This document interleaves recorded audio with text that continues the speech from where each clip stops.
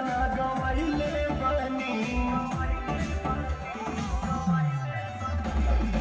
दिल का भितरिया मोहनी के किरिया तोहरे के जान हम बसैले बानी।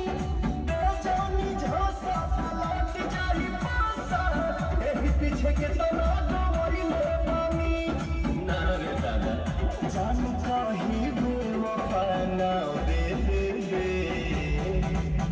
अरे बाबू सोना कहीं कहीं छाव दे देबे हम भाव जदी देम तो ते घाव दे देबे। हम भाव जदी देम तो ते घाव दे देबे।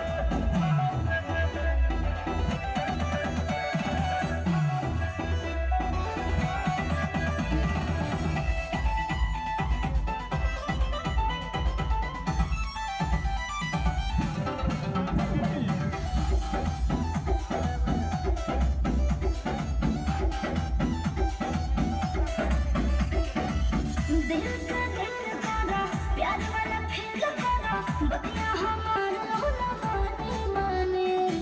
लागे तोरा निजी बानी बाकी हम भेजी बानी दोसर दुआरिया या गोरा रानी।